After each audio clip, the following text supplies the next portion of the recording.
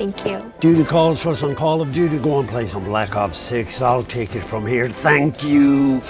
Yes, every vote counts, sir. Who's next? Who's next? Oops. Ooh, and one for your son. Here you go. Hey, come back here. Hey, what's his name? Pop-Tart. Henry? Scratch and sniff. The smell of freedom. Madam VP, you're a couple of years older than myself, so we kind of grew up in the 80s. But I'm only 35. Come on now, I'm your guest. No, but you only 30. I'm gonna give you a shovel in a minute. I see. You won't let it go. Dang. All my life, been grinding all my life. Sacrifice, hustle paid the price. Want a slice, got to roll the dice. That's why all my life, I've been grinding all my life. Look, all my life, been grinding all my life. Sacrifice, hustle paid the price. Want a slice, got to roll the dice. That's why all my life, I've been grinding all my life. Hello, welcome to another episode of Club Shay Shay. This episode is brought to you by Call of Duty Black Ops 6, the woman that's stopping by for conversation and a drink today. She's the highest ranking woman in U.S. history. She's made a career of being first. She's the first woman to serve as Attorney General, African American, Asian American descent. She's been district attorney of San Francisco. She was the nation's first Indian American senator. She's the first woman, first Black Asian American to be elected vice president. She set the record for the most tie-breaking votes cast by a vice president. She's the first Black woman, Asian American in U.S. history to win the presidential nomination of a major party. She's the first HBCU grad, making us proud. She's a Howard University alum. She's a member of the prestigious Alpha Kappa Alpha sorority. Here she is in person, Madam VP, Kamala Harris. Madam VP, how you doing? Thank you very well, Shannon. How you doing? It is an extreme honor, privilege, and a pleasure to have you on Club Shay Shay. CJ, who's the producer here, when we started this journey, Madam VP, 4 years ago, celebrities, athletes, entertainers, influencers. Yeah. VPs and presidential hopefuls were on the bingo card. You're here, so I want to thank you very much. I thank you. When we have guests come on, Madam VP, we like to toast. And what I read on this card, you don't deserve this, you earned this. Being the first in so many areas. And you make us proud. I just want you to know you make us proud for what you've been able to accomplish. And we're 12 days away, and we hope you have an even greater accomplishment. So here's to continued success in everything you've done and everything that you will do. Oh, bless you, and thank you. And to you, Shannon, Thank you for all the success and the voice you give to so many issues. Thank you for that. Thank you very And much. cheers to you. Cheers. And One more I'm time. not going to actually drink this because I might fall asleep. And I need to do this I don't want you to with fall Barack asleep. Obama this afternoon. We don't want you to fall So asleep. here we are. Cheers to everybody. So before we get into the things that you want to do once you become president of the United States, I want to go back. When you found out when President Biden called you and said that he was no longer going to seek re-election, and you got that call, do you remember where you were and what you thought when you heard him say these words to you? I do. So I was home. It was a Sunday afternoon. And my niece, her husband, and their 2 young daughters were visiting and staying with us. And I promised the kids I'd have pancakes and bacon and everything. Okay. And then after that, I had a puzzle for the kids, and we were sitting down to do the puzzle. Okay. And the phone rang. Okay. And it was President Biden. And so that's when he told me. And it was obviously life-changing in so many ways. But, I have to tell you, Shannon, I at that moment, I knew what it would mean, but not in the detail of it, but I certainly understood the seriousness and the gravity of the moment. And actually, one of the first people I called was my pastor. Wow. Okay. I knew I needed a moment to just be still and for my spirit and my mind to have clarity about the seriousness of the moment and my role. And I'll never forget that call or that moment or that day. Your life instantaneously changed in that moment. Yes, it did. Because now all of a sudden You weren't going to be running. You weren't going to be the VP anymore. You were going to be front and center. And Right. you knew what the undertaking, having been 4 years as the vice president, what that moment would mean. I had a sense of it, you know, like so many of us, you know, when you this is your life, right? So there are those moments where your instinct kicks in, sometimes before your conscious mind and thoughts do. Right. And my instinct kicked in immediately that I need to focus and I need to do certain things immediately, which included making, I think we estimated I made over 100 calls that day. My team, and I have an incredible team, all came in, and nobody expected, right? It was a Sunday afternoon. Correct. In fact, we actually joked who had taken a shower that day. Because, people came in their workout clothes. Right. Different people and, a bandana around their head, just, and came in, and we then, for hours and hours, well into the night. Did you tell them? Did you tell them why you had summoned them to come to your place? Did you give them that news, or were you waiting for them to get there to share that news with them? Well, so the news started to, as you leak can out. imagine, pretty much immediately, and but of the many blessings that I have and have had, one of them is an incredible team of people around me. You know what that's like, Yes. where they're just there and they will rise to a moment, and no matter how high that moment is, or meaning how serious it is. And what I love, and it's certainly my own work ethic, that there is no job too small or too big if there's something that needs to get done. So, although you have a huge role now, what's a typical day like for you now once you've been thrust into this? What time are you normally getting to bed? What time are you getting up? And what's some of the activities that you do in a given day? I'd probably estimate 14-hour, 15-hour days. Okay. When I wake up, no matter how little sleep or how much sleep I've had, I work out every morning. Okay. Because Yes. it's like mind, body, and spirit, right? And then, and that's the only time of my day I really own. And then it is, these days, it's not unusual for me to be in 3 or even 4 cities in one day. Rallies with thousands of people, 10,000 people showing up. Making calls to folks. Just now I landed in Atlanta, the mayor of Atlanta, who greets me every single time. So I'll talk with elected leaders who are supportive about, so for example, here in Atlanta, what do we need to do to make sure that we're giving folks the resources to knock on doors and remind folks of the power of their voice? And 12 days in, it really is a lot about trying to focus on getting folks to know their power, to not let anybody suppress or silence their voice, and to vote. Right. So breakfast. What does Madam VP eat for breakfast, or do you have time to, or is it on the go? No, when I was younger, I didn't think I needed breakfast. I wasn't a breakfast eater. Okay. Now I have breakfast every morning. It's usually a spinach omelet. It's not very exciting. Right. But it's protein with a little vegetable. And, I like chicken, apple sausage, and some toast, and then I'm gone. Madam VP, you're a couple of years older than myself, so we kind of Thank grew up you. in the 80s. But I'm only 35. Come on now, I'm your guest. No, but you only 30.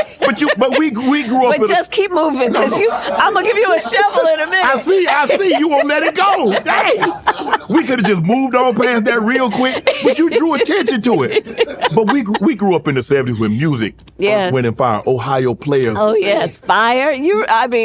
Come on. Oh, you were like fire. Come on. Okay. Dun, dun, dun, Yes. dun, dun, dun, dun. Yes. What do you listen to now? Oh, I wish I were listening to more music, to be honest with you, because I love it. Just, but You don't when have downtime? Like when you have downtime? I don't have any downtime really. I know my little violin I'm playing right now with you. I really don't. But when I love jazz. If it's from Thelonious Monk to Miles Davis. I love Aretha. I was just with Stevie. Right. Stevie's, can I tell you? Yes, you can. Bucket list. Stevie Wonder on my birthday sang me happy birthday. Can you believe birthday to me? Oh my. Can you imagine? No. I was literally, it was surreal. can you, a bucket list moment Right. when Stevie Wonder himself sings you happy birthday? As an 18-year-old, Yeah. could you imagine Never. your life would have been like this Never. this many years Never. later? And let me tell you, my mother she had every Stevie and every Aretha Franklin record, every album, like literally every one of them. So songs in the Key of Life, like all those Stevie songs that were about everything from the movement to optimism. I would have never, at 18, thought that he'd be singing me happy birthday. Ever. Never. That's the least. I mean, but obviously everybody knows who Stevie is. He was a child prodigy, 13 years Yes, old, and yes. he was doing great things. But to see, Madam VP, what you've been able to do, you've had so many firsts. The first woman attorney general, Yeah. African American, Asian American descent. You was the DA of San Francisco. You were the first Indian American U.S. senator. And second black woman ever in the history of the United States Senate elected. Second in the history of the United States Senate. Have you had an opportunity to sit back and reflect and it's like, wow, but work is not yet done? That's more where I am. The work is not done. The work is not yet done. There's so much to do. I mean, to your point, being in the Senate, there is a weight of responsibility that I know we all feel, right? Mm-hmm. When we have been blessed with an experience that allows us to be a role model. Great.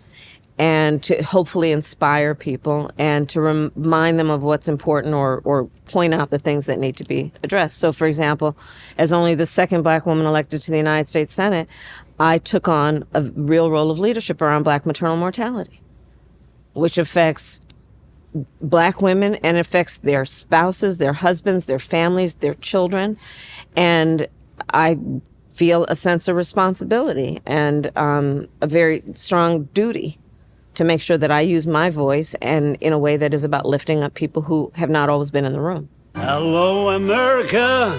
Mr. States and Shape stepped out for some Black Ops 6, but I'm here as his replacer. Let's start with Texas, shall we? Well, I think this is, ooh. Ha! Things are moving here. Oh, I can go, there. Yep. Yeah, that's all for today, folks. Check in tomorrow. If you could speak to your 18-year-old self, what would you tell her? If I could speak to my 18-year-old self, I would probably tell her, continue to keep your friends. You know, my best friend from kindergarten is still one of my best friends. What? Yes. Y'all made it to the first grade as best friends? Yes. In fact, she's been out knocking on doors in North Carolina just this last week for me. Wow. I would say, hold on to that, which is your friends are so important. Your family is so important. I would probably encourage myself at 18 to remember that you have a lot of people who are supporting you, even if they don't know you. That's what I mentor a lot of people, Shannon. So This is what I'm really reflecting on, which is what I tell the young people I mentor, including to know that even when you are in that room and you're the only one who looks like you or who has had your life experience, to know you are not alone in that room and that you must therefore walk in that room, chin up, shoulders back, knowing we're all there applauding you. When I mentor young women and men, I remind them that you are often going to be told, well, it's not your time, not your turn, you're too young, nobody like you has done this before. And I tell them, don't you ever listen to that. I like to say, I eat no for breakfast. I don't hear no. You ask me what I eat for breakfast? I eat no for breakfast. I don't hear it. Right. And that's part of what are my life lessons that I try to share with young people to remind them that you cannot ever be burdened by other people's limited ability to understand who you are. Like, don't let their limited ability burden you about your own ability, Madam VP, you were raised by a single mom. What did that experience tell you about your mom, and what did it tell you about you? Well, it told me that one of the things that is precious is to build community and family. Okay. Like my mother, she understood that there is a community that she wanted her children to be raised in. Mm-hmm. And she was very intentional and purposeful about that. And so I always say to people, even when I took the stage as the nominee for the Democratic nomination, that, you know, there is the family that you have by birth, and there is also the family you have by love.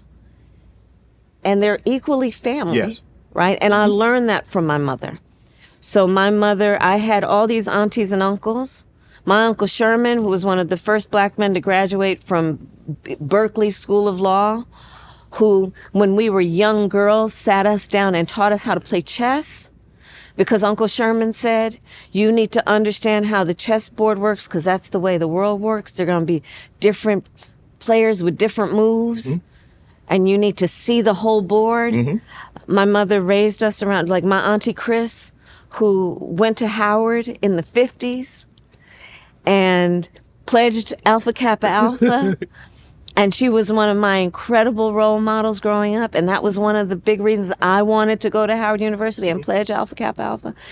Those are some of the lessons that I've learned from my mother. And I try to also share with people, right? Which is the beauty of community. And it's the way I am, right? Which is, you know, the children in my life, whether they be my own or, you know, my godchildren or whomever, right? That it's a collective responsibility that we have. Did you know you were different? I mean, were there a lot of people in the community that looked like you and like your mom, or did your mom tell you were different? Well, my mother taught us to, and everyone in my growing up, you know, they would tell all of us kids that we were special. Okay. I don't think we were particularly special. Right. But they told us we were, and we believed them. Yes. We believed them. I think that's such an important part of what we can all do for the children and the children in our lives. And, you know, but my mother raised 2 black girls to be proud black women.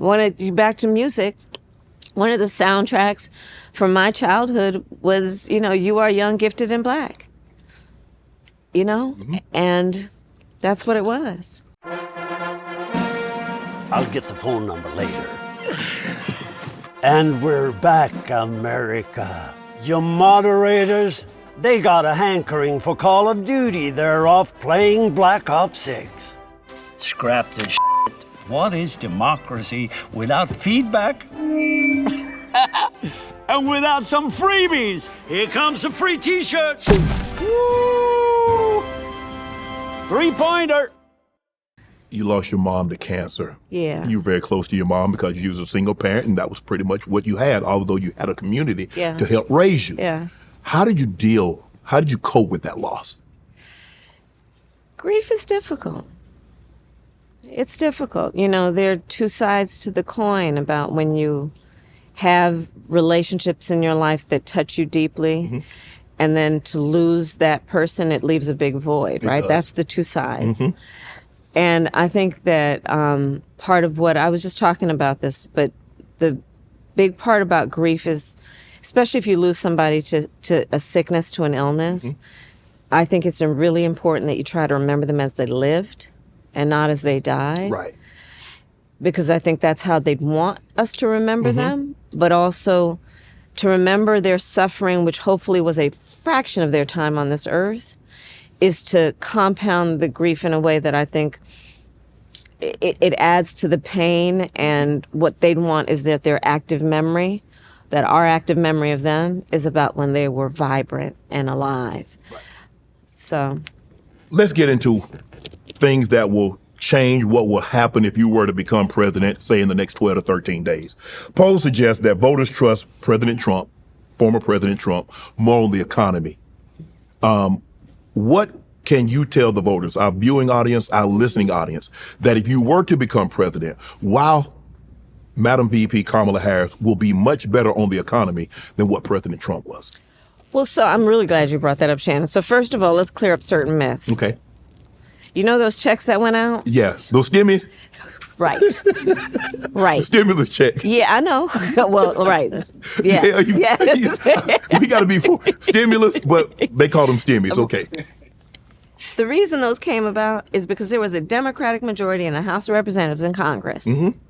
People like Maxine Waters, people like Hakeem Jeffries, right? Yes. Who did the work of pushing to say, people need help right now and we need to send out checks. There was a whole lot of opposition to it, including from Donald Trump's White House. Yes. Even him. I think he was And resistant to it at first. yes. That's why those checks, remember, Congress holds the purse. Yes. So really, Congress wrote those checks. But then Donald Trump, unlike any president before or after, decided he put his name on those checks. So therefore, people thought. So people thought Donald Trump, they gave me that check. And so let's clear that up first and foremost. Okay. But let's also deal with where he was in terms of his policies on the economy. He gave the biggest tax cuts for billionaires and the biggest corporations, which caused an incredible deficit.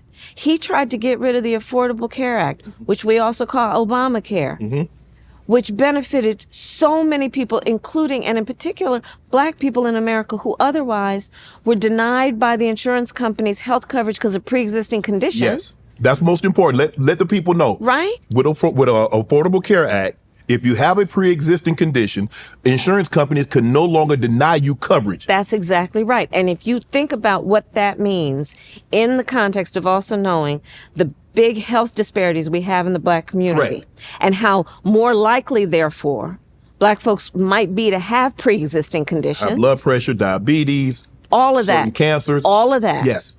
Asthma for our children. Yes. Sickle cell trait. It's all of that. So by getting rid of the pre-existing condition ban, what that did, but he wanted to get rid of the Affordable Care Act. Right. What we have done, and part of my policies going forward include what we need to do to not only retain the cap that we got on insulin at $35 a month for seniors. By the way, Black folks are 60% more likely to be diagnosed with diabetes. Correct. He wants to get rid of it with that Project 2025. Everybody needs to check that out. What he would do to get rid of Social Security, or at least raise the age to 70, so you'd have to work to 70 to be able to qualify. Right. Get rid of Medicare, get rid of the Affordable Care Act. And that's just on health policy, not to mention bringing back not only tax cuts for the richest people, but what he would do that is about eliminating or reducing the ability of corporations to be required to pay overtime pay So you could work and the corporations wouldn't have to pay you for it. for overtime. Who work for free? That's right. And overtime means you are actually working a longer day, which means you are more tired. Right. Which means it requires more exertion. That's why we have overtime pay. So you don't take advantage of workers. In addition to all of that, we're looking at Donald Trump, basically somebody who has never been understanding of the issues that affect the community about disparities. And I'm going to talk, for example, about how when he was a landlord, he denied rent to Black families. Mm-hmm. You look at what he did in terms of taking out a full-page ad in the New York Times against the Central Park Five, Correct. which were a bunch of, they're not young adults, they were teenagers, Black and brown teenagers, took out a full-page ad in the New York Times calling for their execution for crimes they did not commit. They were innocent. Donald Trump, who said of the first Black president of the United States, the birtherism, to have people question whether he was born in the United States, to try and diminish. And then most recently, you look in this very election, legal Black immigrants in Springfield, Ohio, saying they're eating their pets. So part of what we have to help people understand is don't think you're in Donald Trump's club. You're not. Right. He's not going to be thinking about you. You think he's having you over for dinner? You think that when he's with his buddies, his billionaire buddies, he's thinking about what we need to do to deal with addressing, for example, my work around what I'm doing to address disparities in Black men's health, around colon cancer, around what we need to do around screenings, what we need to do around prostate cancer. Black men are twice as likely to have, and screenings. What we need to do to address. I'm a survivor of prostate cancer. Right. You know what I'm talking I about. absolutely do. Go James and the Lakers are back putting on a show, and you know I got to get the best deal on tickets. That's why I need to tell you about my sponsor, SeatGeek. With over 28 million downloads, SeatGeek is the #1 rated ticketing app. There are more than 70,000 events on SeatGeek, including concerts, sports, festivals, and more sports. I'm excited to go see the Lakers dominate the Sixers at the Crib. They put all their tickets across the web in one place to make sure you're getting a good deal.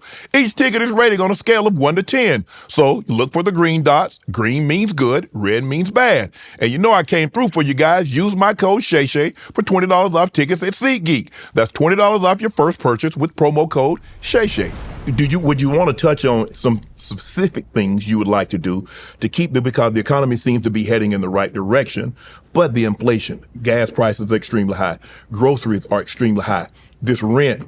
I mean, it used to be when I was renting, they moved the rent up $40 a year. Now they're moving it up $400. So let's talk about that. I'm glad you raised that. So, for example, groceries, yes, the prices are still too high. You know it, I know it. Yeah. Part of my plan is to deal with price gouging. I did it when I was Attorney General. I'm going to do it as president, which is these companies that will jack up the prices of groceries to take advantage of people in need, and in particular during a crisis, like what you see around the pandemic or Hurricane Helene. Yes. Milton. Right? Yes. Milton, right? So there's that. In terms of housing, first of all, we know that black families are 40% less likely to own their home. And we can go back to redlining. We can go back to policies that were by law or practice meant to not give black folks equal opportunity to home ownership, especially in certain neighborhoods. We can go back to what happened around the GI Bill. Yeah. And when all the great generation, we call them, came back, and there was federal policy to say, you all fought for our country, we're going to give you a boost around helping you buy homes. But those black servicemen, and it was mostly men, those black servicemen did not. So you had then a time when there was a boost for, it ended up being not for black service members. So part of my policy is to, one, create a fund so that we will give a $25,000 down payment to first-time homeowners to just help people get in the door. We will deal with the rent issue, because part of what we're seeing in Atlanta, in places across our country, is these corporations are buying up all these properties. Which means then that they don't have to deal with competition between the properties, and they're jacking up rent costs. So it's about also going after that corporate gouging around what they're doing to buy up and then jack up the prices of rent. We also need to help people with small business ownership. I did, even before I was running for president, a tour, I called it the Opportunity Economy Tour, focused on black men and black entrepreneurs.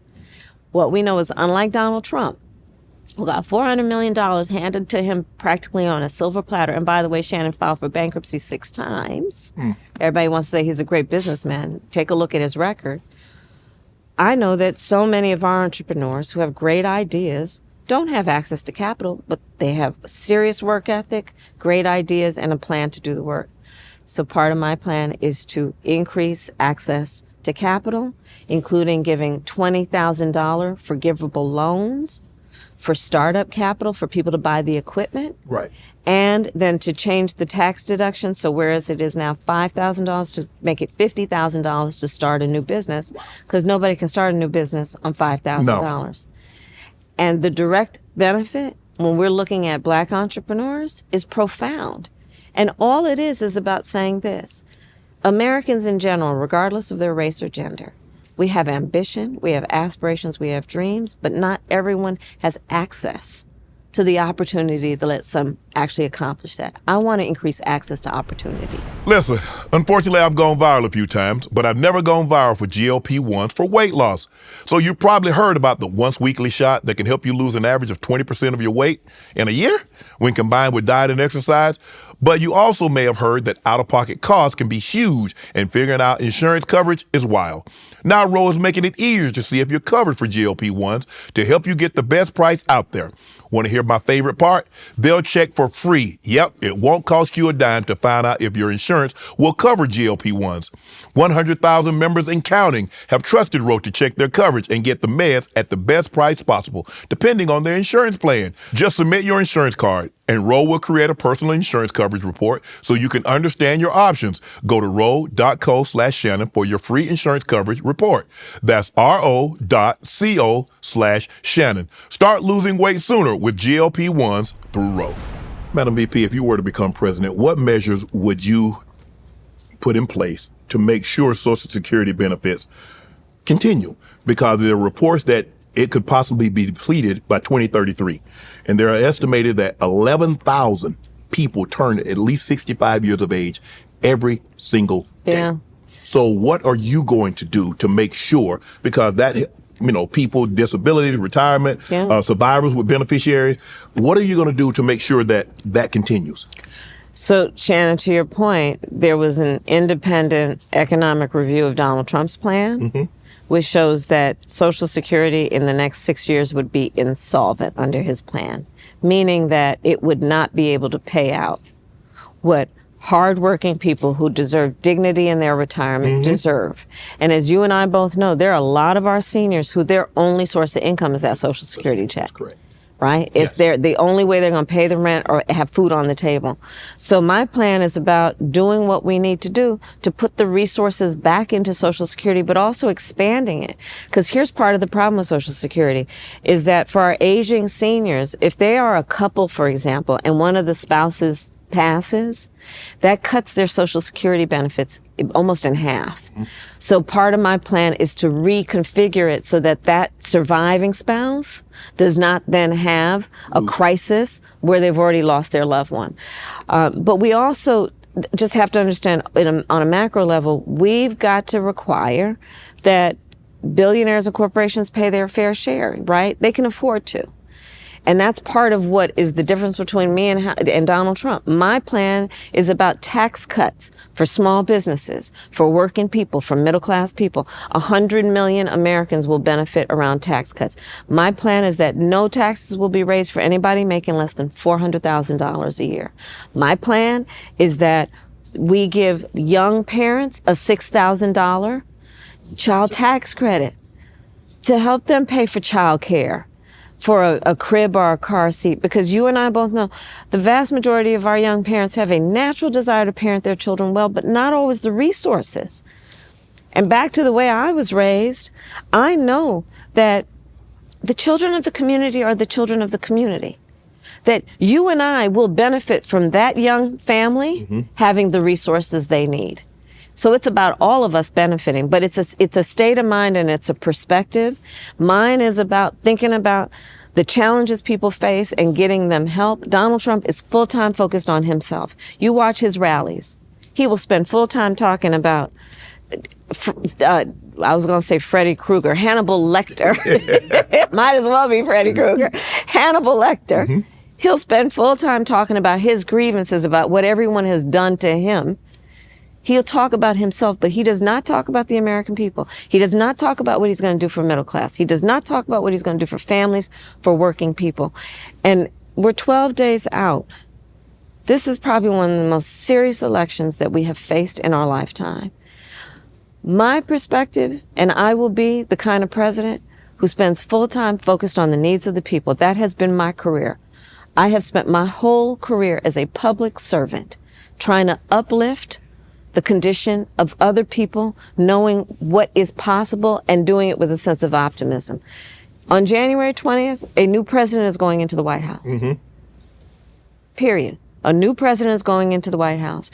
Do you want to look at the Oval Office and see a Donald Trump who's going to be sitting there filling out his enemies list, spending full time figuring out retribution and revenge, or looking at the Oval Office and knowing you have a president in there who's creating a to-do list that's about what to do to help the American people? So raising minimum age of Social Security, that's not on the table for you? No. Look, people work hard all their lives. And they deserve to be able to retire with dignity. I'll tell you how I come at this. I come at it from a number of perspectives, including thinking about how I was raised in terms of how you take care of the elders. right? I think about it in terms of taking care of my mother when she was sick and dying from cancer. So one of my policies, for example, is to help Medicare pay for home health care for seniors. Why? Because, look, I did it, and it means, trying to cook for an elder, to make something they feel like eating, right? To help them put on a sweater. And we have so many people who are in the sandwich generation. They're raising their young kids and taking care of their parents. And either they have to deplete their savings to qualify for Medicaid, right?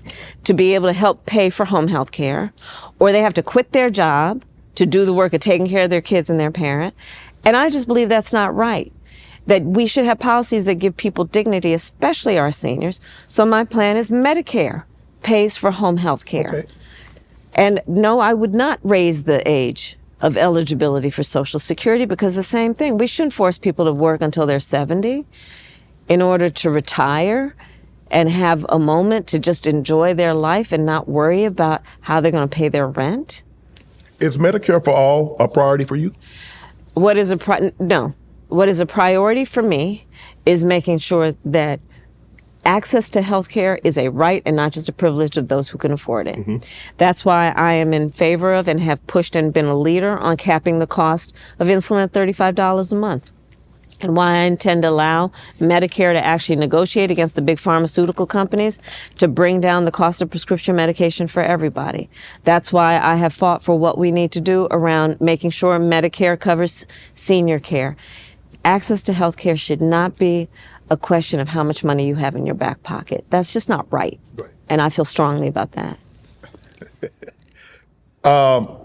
Blacks for Trump. They feel that Trump is better for the black community. Can you explain Donald Trump's history with blacks? Where did this come that all of a sudden, I mean, it's been like this because a lot of people used to say, I'm Donald Trump of the ghetto, because he was, for a lot of blacks, not all, but for some blacks, he was, Madam VP, whether we want to admit it or not, he's revered by some blacks. But here's the thing. The question for everybody, should he be president of the United States? Okay. Right? That's the question. Should he have the ability to sit behind the seal of the President of the United States when he says he wants to terminate the Constitution of the United States? You know what that would mean? In the Constitution of the United States is your Fourth Amendment right against unreasonable search and seizure, your Fifth Amendment right, your Sixth Amendment right to an attorney. Well, a lot of rights going to be gone. The First Amendment. But the First Amendment, the Second Amendment. Yes. Look, I'm in favor of the Second Amendment. I don't believe we should be taking anybody's guns away. He wants to terminate the Constitution of the United States. He is the same one, like I said earlier, who denied rent to black families, who took out that full-page ad in the New York Times calling for the execution of those children, who birtherism accusations against the first black president. Not to mention please ask folks to Google Project 2025.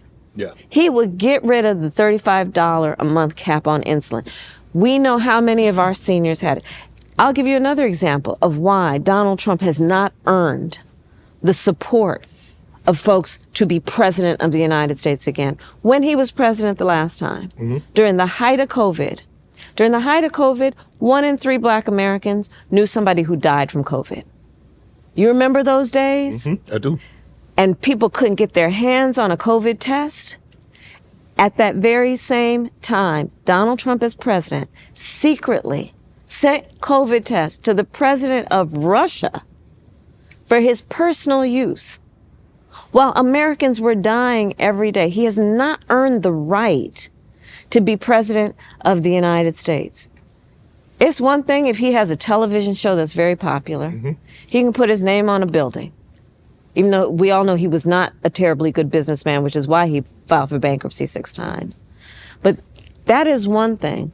To be president of the United States means to try and find common ground, to build consensus, to lift up the American people instead of trying to beat people down all the time. It means solving problems, which means you have to be able to get out of your own head and scan to be concerned about the well-being of other people and then do something about it. Does anyone think Donald Trump thinks that way? Yeah, well, empathy requires you to divorce your own ego to see yourself as someone else. That's exactly right. And we know that's not his character. So it's about, is this the right person for that job, right? He said immigrants are taking black jobs. I don't know what those black jobs that they're taking. Can you elaborate on that? What the immigrants are taking? What black jobs are they? It's just another example of him trying to divide and him trying to scare people. It's just another example of him doing that, of him trying to say, it's either you or them, right? And the other thing is that it's incredibly demeaning because, and he still has not been forced to define, Donald Trump, what do you define as a black job? Because let me tell you what I define as a black job.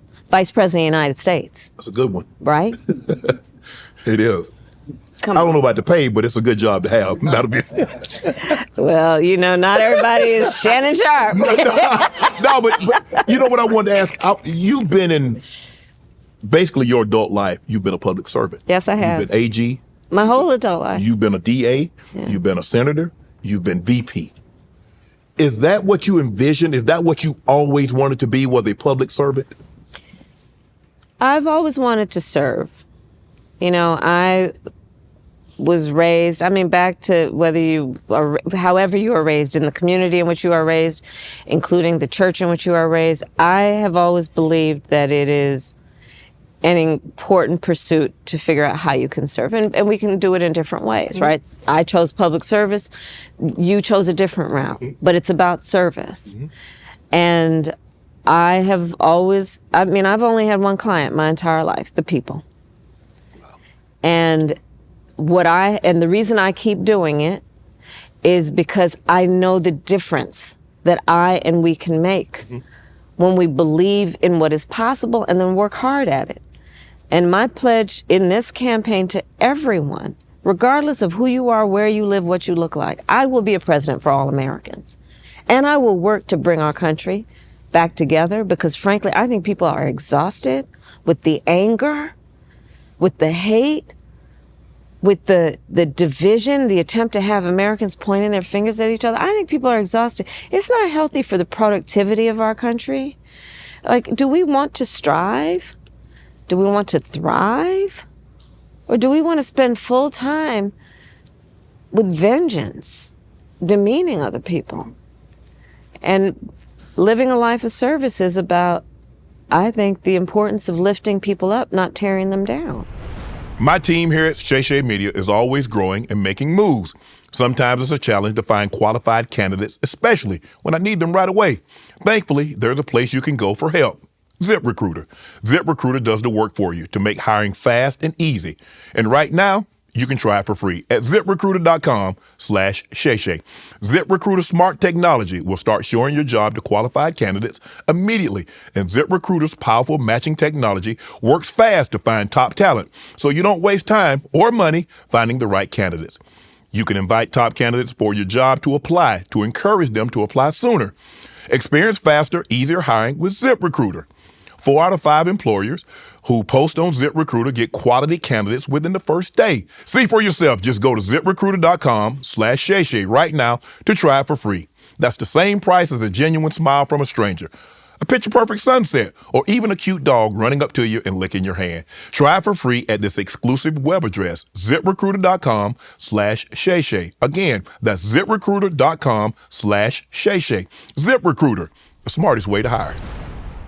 I've read some blacks say the problem that they have to you is that you're making political promises and that you're just pandering. The problem that I have with that, it just seems like only black people pander. Like when other candidates go on shows and they say they're going to do this, they're not pandering. They're telling you, laying out their elaborate plan on what they're going to do. But it seems to you, when you promise that if I'm president, this is what I'm going to do in the first 90 days. This is what I'm going to do. My administration's going to do while I'm in office. You're pandering. How do you get through to those that says, look, this is what I'm going to do. If I'm elected president, these are the policies, and they will lead to meaningful and impactful change? Well, part of it is just to be candid. I think that there's sadly a misinformation out there about who I am and what I've done, because if people are informed about fact, they will know that almost everything that I'm talking about doing as president is built on a foundation of work that I've been doing for years. If it is about economic empowerment of the Black community and all communities, I've been working on that. As vice president, I am responsible for billions of dollars from big banks and big corporations, including technology companies, getting into community banks to increase access to capital for minority-owned and other small businesses. If you look at my work over a period of years, my focus again on something like maternal mortality is longstanding, which directly impacts Black men and Black women. Right. And the Black family. If you look at the work that I am doing that is about small businesses, you know, the person who helped my mother raise us, who was a second mother to us, was a small business owner. I have always focused for such a long time on what we need to do, knowing that our small businesses are part of the culture of our communities, right? Including the economic fabric and strength of the community. So what I'm talking about doing right now is based on longstanding work. It's not new. But as President of the United States, part of why it is important is it is a new approach to that job. It is about a new way that is based on a new generation of leadership, that is based on new ideas, and frankly, a different experience that brings my commitment to the work I am talking about into being. Can you give us a breakdown of how you will allow Blacks and other minorities to access capital? Because you speak a lot about capital, and in order for people to become successful and have some wealth, is that they need to have access to that to get started. So that's in fact why I did, starting earlier this year, my economic opportunity tour, way before I was running for president, because I realized that so many of our entrepreneurs don't actually have that we need to do better in getting information to people about what's available to them. So for example, through the Small Business Administration, there are funds available to help people create a business plan. There is resources available to help people just know how that you need to run a payroll, how you need to pay business taxes. Part of my plan, by the way, is to simplify taxes for small businesses. I like to say it's basically, I'm going to date myself, like, you remember the 1040EC? Did you ever have to do a 1040EC? Probably never. No. Okay, I did. But, you know, simplifying tax returns for people, including our small businesses. But the work that I have done and will continue to do is about knowing that we don't lack for hard work, we don't lack for good ideas, but we do lack for information about the help that is available. So that's part of how it is going to be about increasing access to capital. Part of it is about putting more money. So I called up and got in touch with and worked with some of the big CEOs of the biggest corporations in America and said, and the big banks, that you all don't necessarily, you're not there in the community where you can get a $100,000 loan to a small business. You guys deal at a different level.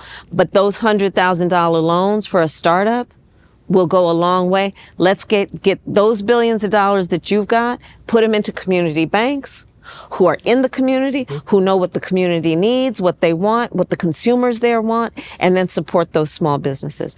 So that's my approach to access to capital, including making sure that people have, again, simplifying taxes for small businesses. You know why, Shannon?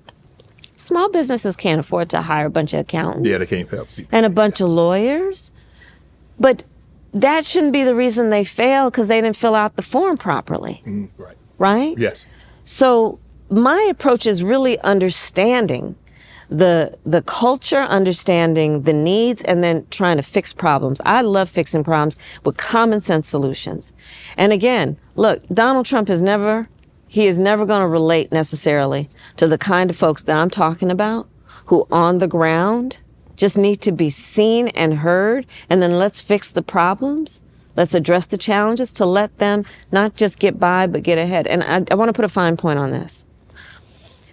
Maybe it's a new perspective. I think it is. I believe that we have had great success in bringing Black unemployment down to historic lows. Yes. But for me, that's a floor. For me, that's a floor. Because what I know is that it should be baseline that everybody's working. That's not enough. people want to build wealth Yes. and intergenerational wealth. Correct. And I want to help people do that, right? Mm-hmm. I know what if folks want to be able to take a nice vacation from time to time, have nice Christmas gifts for their kids under the tree. And it can't just be about, well, you've got a job, applaud me for what I've done for you. Right. And that's the spirit with which I do my work. I saw President Trump on a TV show, and he talked about defunding the Department of Education. Yes. Basically, we know that's going to affect communities like us that don't have the resources. And then because he says he doesn't, if they talked about slavery, which is a part of our history, it's that they're trying to cover up. Yes. That they're trying to cover up. They talk about racism. And he said, well, what we would do if they talked about it, they wouldn't get funding. And we know what communities are going to be most impacted by non-funding. And understand that they want to get rid of the Department of Education and get rid of Head Start. You know whose kids are in Head Start? They want to, it is, and to your point, and I'm so glad you pointed this out, you know, these are the same people who basically suggested that enslaved people benefited from slavery. The same people who are trying to ban and are banning books. Mm-hmm. And again, if we don't teach America's full history, we will never ensure that we don't make the same. Yes. To do those same things again. Let's learn from that painful part of our history to make sure we don't repeat it, but not by not covering it up. Let's have an open and honest conversation about it. It happened. And the effects of it. Yes. And the present day effects of it. Mm-hmm. I think we both agree. I think we can all agree on this, that there is a problem with, I don't know how the correct term, I think it's undocumented. Mm. How do we get a hold on that, Madam VP? How do we make sure, because I think I've heard you say you want a path to citizenship, but we want to, make sure people come in and do things properly. Yes, that's exactly right. So first of all, I have personally prosecuted transnational criminal organizations for the trafficking of guns, drugs, and human beings. I have prosecuted the Sinaloa cartel, okay? The Guadalajara cartel. So I put my record up to anybody in terms of how strongly I feel about having a secure border and making sure that there is not that kind of trafficking into America. I also know that we need to put more resources at the border, which is why I supported a bill that came about, including from the most conservative members of Congress, to put 1,500 more border agents at the border, to do what we need to do to cut down the flow of fentanyl coming into the United States, which is killing people of every race and background. More resources would have gone to prosecuting human trafficking. Donald Trump got word of that bill, and he knew it would be a solution to a problem, which is that we have a broken immigration system. He got word of the bill, and he told his friends in Congress, don't put it up for a vote. Don't let it go any further. Because, you see, he wants to run on a problem instead of fixing a problem. Right. And is putting out tens of millions of dollars of campaign commercials full-time, trying to suggest that he cares about strengthening the border when he had an opportunity to participate in a solution, which he killed, because he's not about problem solving. It's about a political game for him. My point is, we got to strengthen the border, and we need to have an immigration system that is fair and humane and strong in terms of making sure that people have to earn citizenship, they have to work hard to get it. My plan includes also strengthening what we need to do in terms of, illegal entry in between ports of entry. What we need to do to put more support for Border Patrol agents, put more technology at the border. But it includes also, I'm never going to talk about people from Haiti eating their pets. Right. And I think that we also know we don't want an immigration system that's about separating children from their parents. We can do it in a humane way. But the bottom line is we can fix these problems. The solutions are at hand. He stands in the way. Right. And in particular on this issue. If you were to become president, would you ask Congress to reinstitute that bill and try to get it through? Absolutely. And also I would work across the aisle with Republicans. There are a lot of Republicans supporting me. Right. in this campaign. And I would work with Republicans to bring this bill back up so I can sign it into law. Right. And I do want to talk about that for a moment. This is not 2016 or 2020 in terms of how people are thinking about Donald Trump.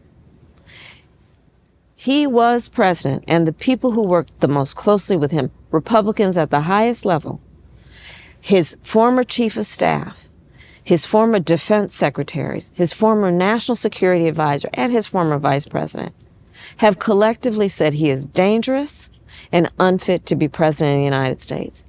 And Shannon, you can just watch his rallies. I mean, did you see that 39 minutes of him swaying back and forth to YMCA?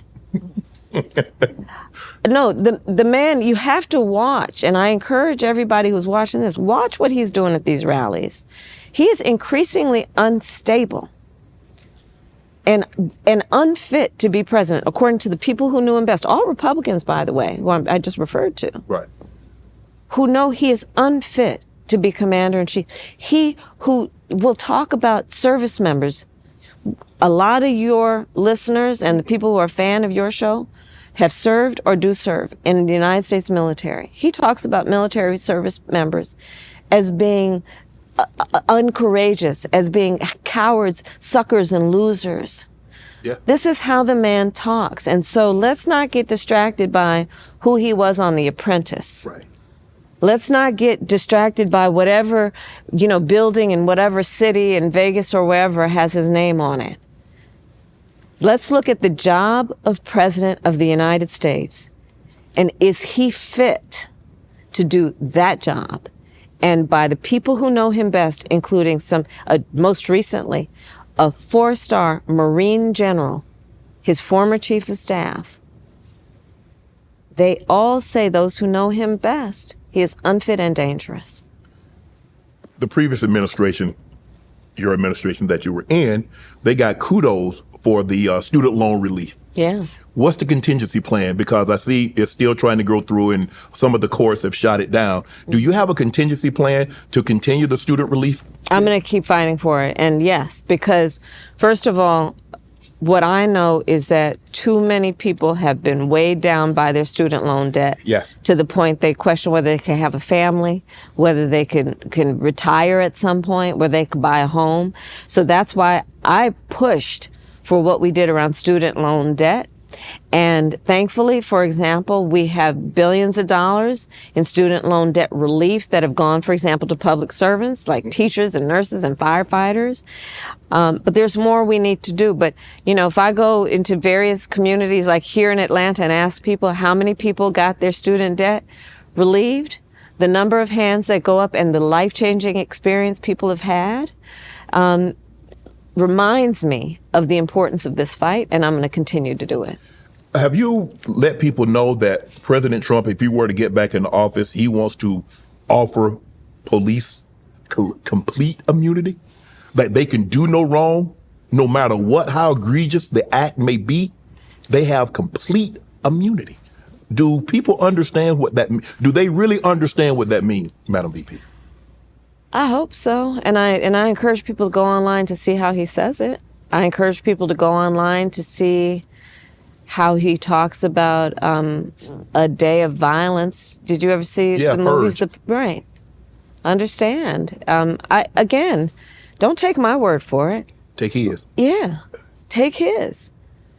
And see where he stands on these issues. I want to get you out of here on this one, Madam VP. You, like myself, attended and graduated from a historically black institution. Proudly. And it just goes to show you, if you look at myself, Stephen A., Michael Strahan, 3 of the most prominent voices in morning television, attended and graduated from an HBC. Yourself ascended to the highest of highs, graduated from an HBCU. Mm-hmm. What message would you like to share with students at all these historically black universities and colleges? What message would you like to share to them? Oh, know your excellence. And know we are so proud of you. And we want you to have ambition. We applaud your ambition. We want you to know you can do and be anything. Mm-hmm. And don't ever hear no. And that no, you stand on broad shoulders. right? Because part of what we know is we have a legacy. Yeah, we do.